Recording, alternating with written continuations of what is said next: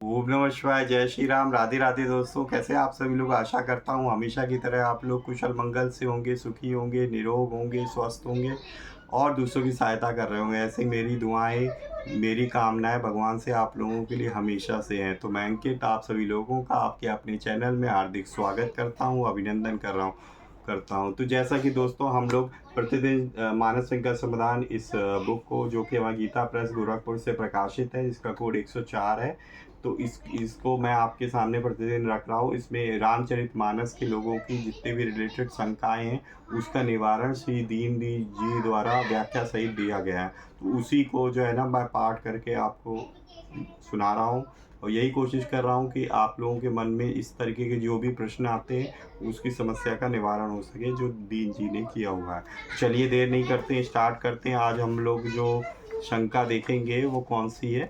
आज हम लोग शंका नंबर 10 देखेंगे, जिसका शीर्षक है कि क्या लक्ष्मण जी धनुष तोड़कर सीता जी से विवाह करना चाहते थे। बहुत ही हमारे पास ये इम्पॉर्टेंट क्वेश्चन है, क्योंकि बहुत लोगों का हमारे पास ये क्वेश्चन आता है कि जब हम लोग ने दूरदर्शन पे भी हमारे पास रामायण आती थी, तो उसमें हम लोग ने देखा कि जो सीता स्वयंवर में जब ऋषिगण के साथ लचला राम और लक्ष्मण जी जाते हैं, तो जब कोई भी हमारे पास धनुष नहीं तोड़ पाता है, तो उठा पाता है उसे, तो जो है ना, जनक जी बड़ा मतलब व्याकुल हो जाते हैं और विलाप करने लगते हैं, क्या इस धरती पे कोई भी नहीं ऐसा वीर है जो इसको उठा सके धनुष को और मेरी पुत्री का विवाह हो सके। इस अदरवाइज ये तो पुत्री का विवाह हो ही नहीं पाएगा। तो इस विलाप को सुनकर लक्ष्मण जी को बड़ा बड़ा क्रोध आया और उन्होंने मतलब कहा कि ऐसी क्या बात है, अगर अगर ऋषिगण की आज्ञा होगी और भैया की कृपा होगी तो मैं भी इसे तोड़ सकता हूँ और हम मेरे मेरे भैया भी इसे आसानी से तोड़ सकते हैं। ठीक है दोस्तों, तो आज इसी का निवारण देखेंगे कि दीन जी ने किस तरीके से व्याख्या की है, कि ग्रंथों में किस तरीके से इसे लिखा हुआ, हम लोगों ने उसे क्या समझा हुआ। तो सही अर्थ को जानने की कोशिश करते हैं। तो चलिए गणेश जी का आवाहन करके हम लोग इसको स्टार्ट करेंगे। जय श्री गणेशाय नमः। वक्रतुंड महाकाय सूर्यकोटि समप्रभा निर्विघ्नं कुरु मे देव सर्वकार्येषु सर्वदा। जय श्री गणपति बप्पा मोरया।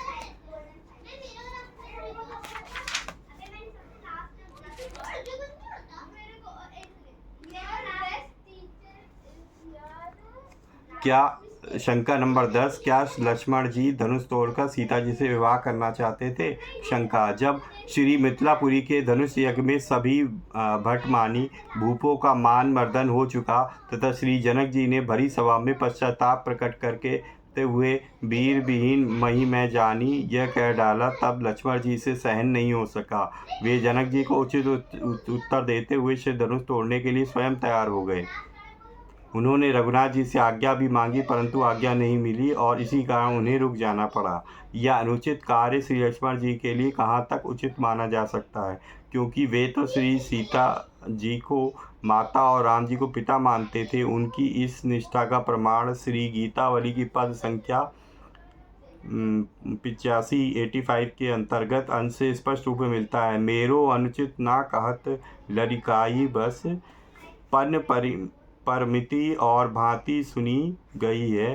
नतरु प्रभु प्रताप उतरु चढ़ाए चाप, देतो पे दिखाई बल फल पापमयी है। अर्थात श्री लखनलाल जी कहते हैं कि बड़ों के आगे मेरा बोलना तो अनुचित है, परंतु लड़काई कर रहा हूँ। इस धनुष भंग की प्रतिज्ञा कुछ और ही प्रकार की सुनी गई है। इसको जो तोड़ेगा वही श्री जानकी जी को ब्याहेगा। अतः ऐसी दशा में यदि मैं इस धनुष को तोड़ता हूँ तो उसका फल मुझको पापमय ही मिलेगा, क्योंकि मैं श्री जानकी जी में माता की निष्ठा रखता हूँ। नहीं तो श्री प्रभु के प्रताप से पहले धनुष को चढ़ा लेता और तब बल दिखाने के पीछे जनक जी को उत्तर देता। इसके अतिरिक्त जब साधारण साधु राजाओं की जगदम्बा जानहु जिये सीता, जगत पिता रघुपति ही विचारी, इस प्रकार की धारणाएं थी, तब श्री लक्ष्मण जी से ऐसी भूल हो जाना कुछ कम आश्चर्य की बात नहीं है। यहाँ तक कि जब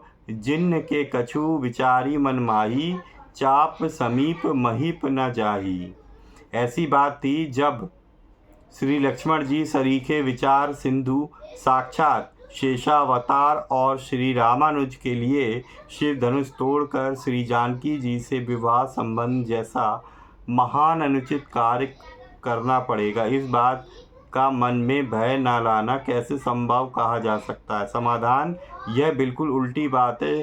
श्री लक्ष्मण जी ने ऐसी इच्छा कदापि नहीं की थी कि मैं धनुष तोड़कर श्री जनक जी की प्रतिज्ञा पूरी करूं, और ना इसके लिए उन्होंने श्री रघुनाथ जी से कभी आज्ञा मांगी थी। श्री रामचरितमानस के तत्वज्ञ प्रेमी जन कृपया विचार करें कि इस प्रसंग की मूल चौपाइयों से कैसा स्वभाव निकलता है। मूल चौपाइयाँ ये हैं: रघुवंशिन महु जह को होई, तेहि समाज अस कही न कोई। कही जनक जसी अनुचित बानी, विद्यमान रघुकुल मनि जानी। सुनहु भानुकुल पंकज भानु, कहु सुभाऊ न कछु अभिमानु। जो तुम्हारी अनुशासन पावो, कंदुक इव ब्रह्मांड उठावो। कांचे घट जिमि डारो फोरी, संकहु मेरु मूलक जिमि तोरी। तव प्रताप महिमा भगवाना, को बापुरो पिनाक पुराना। नाथ जानी अस आयसु होई, कौतुक करो बिलोकई सोऊ। कमल नाल जिमि चाप चढ़ावो, जोजन सत प्रमाण ले धावो। तोरो छत्रक दंड जिमि, तव प्रताप बलनाथ। जो ना करो प्रभु पद समथ, करना धरो धनु भात। इसका सरलार्थ इस प्रकार है कि श्री लखनलाल जी कहते हैं कि इस सभा में रघुकुल मणि श्री रघुनाथ जी को साक्षात मौजूद देखते हुए श्री जनक जी ने जैसा अनुचित वचन वीर विहीन मही मैं जानी कह डाला है,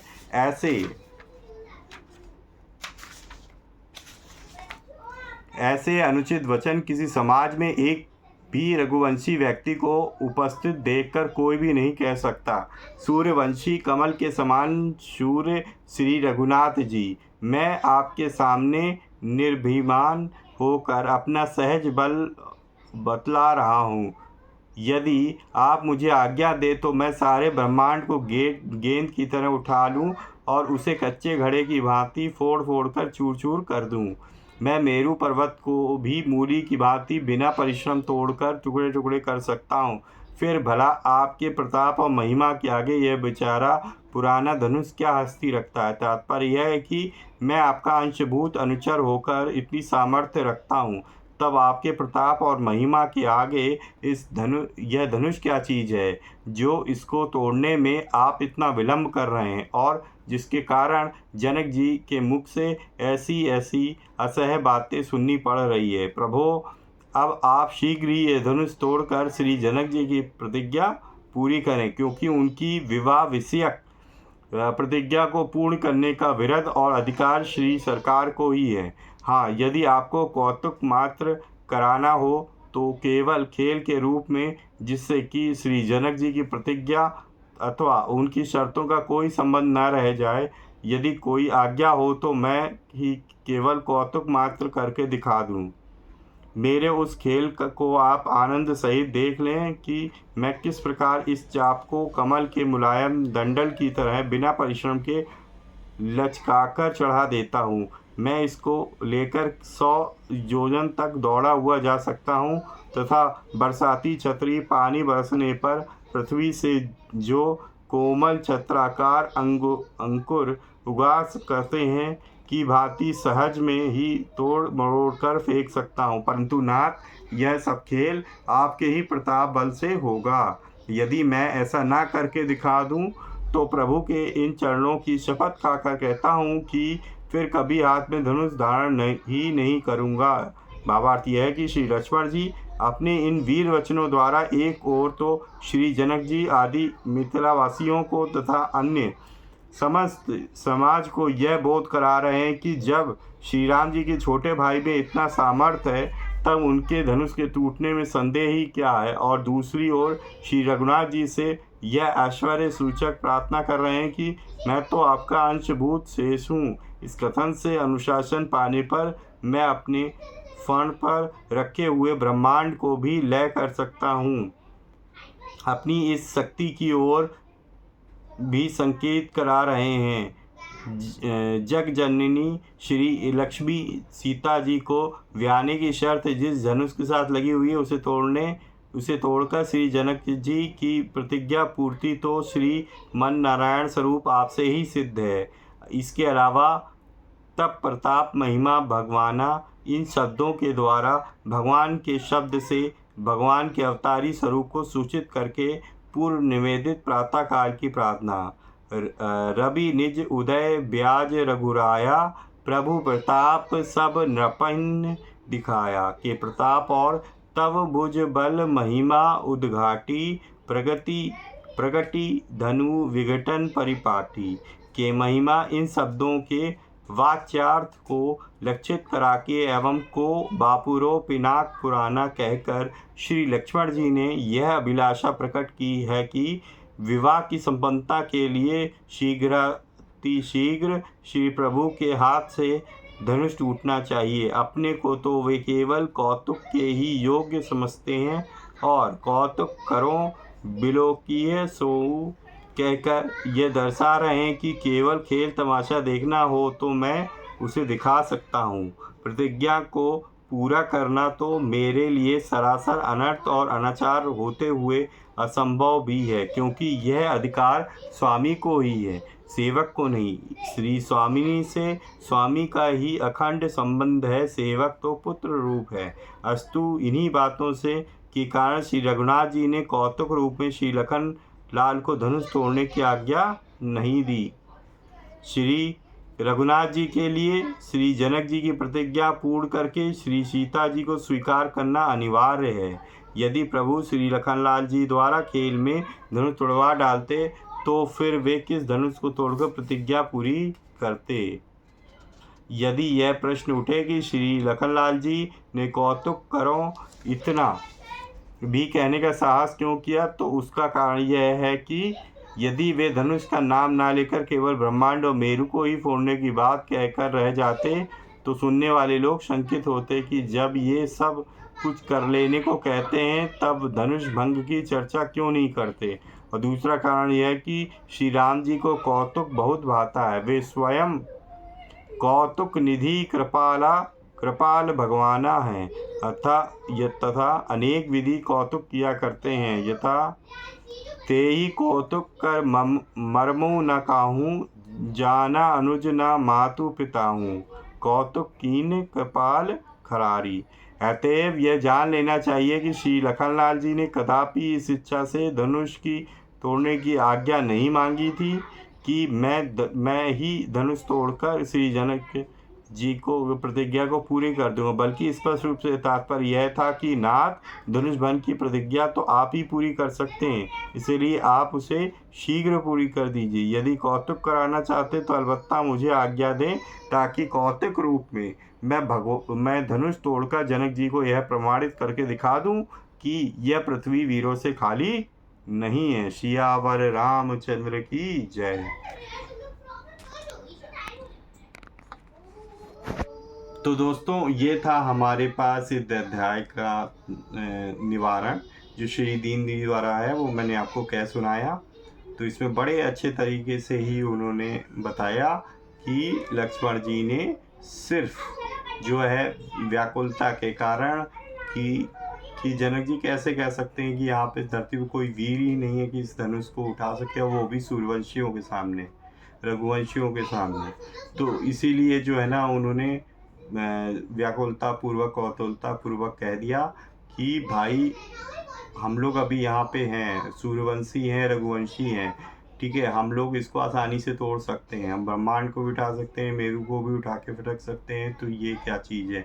मतलब उन्होंने सिर्फ ये मतलब दिखाना चाहा कि हम लोग यहाँ पे हैं और मैं जो है ना भगवान राम का सेवक हूँ, तो जब मैं ये सब काम कर सकता हूँ तो मेरे जो है ना मेरे जो भाई बड़े भाई हैं, मेरे गुरु की तरह, मेरे पिता की तरह, वो क्यों नहीं कर सकते। ठीक है, तो उनको थोड़ा ढांढस बैठाने के लिए और बताने के लिए मेरे भाई कर सकते हैं, वीरों से रहित नहीं है। सिर्फ इसी पर्पज़ से उन्होंने जो है ना आके बात बोला था कि अगर आपको कोई वीरता ही दिखानी है तो मैं ही तोड़ के दिखा सकता हूँ। ठीक है, तो आशा करता हूँ कि ये आपको सेशन बहुत अच्छा लगा होगा। अगर अच्छा लगा है तो प्लीज़ लाइक सब्सक्राइब करना ना भूलें चैनल को, ताकि लेटेस्ट से लेटेस्ट इन्फॉर्मेशन आपके पास नई नई वीडियो की आपके पास आ सकें और आप उसे देख सकें। और ज़्यादा से ज़्यादा लोगों को अपने परिजनों में, मित्रों में शेयर करिए, ताकि इस तरीके की लाभ वाली वीडियो इन्फॉर्मेशन आप तक पहुंच सके। ठीक है, तो आप अपनी कोई भी आपका परामर्श हो, सलाह हो, वो आप बिल्कुल आप मेरे कमेंट बॉक्स में डालिए वीडियो में। वो हमेशा जो है मेरे लिए बहुत प्रेरणादायक है, और मुझे जो है आगे बहुत अच्छा लगता है आप लोगों से इस तरीके से जुड़ के कि आप कमेंट करते हो, मैं उसका रिप्लाई देने की भरपूर कोशिश करता हूँ। अभी तक मैं कोशिश कर रहा हूँ कि हर एक को मैं रिप्लाई कर सकूँ इंडिविजुअल। ठीक है, तो मिलेंगे नेक्स्ट वीडियो में। तब तक के लिए भगवान की भक्ति करते रहिए, भगवान से जुड़े रहिए और दिन पाठ करते रहिए। ठीक है, मिलेंगे नेक्स्ट वीडियो में। तब तक के लिए जय श्री राम, राधे राधे दोस्त।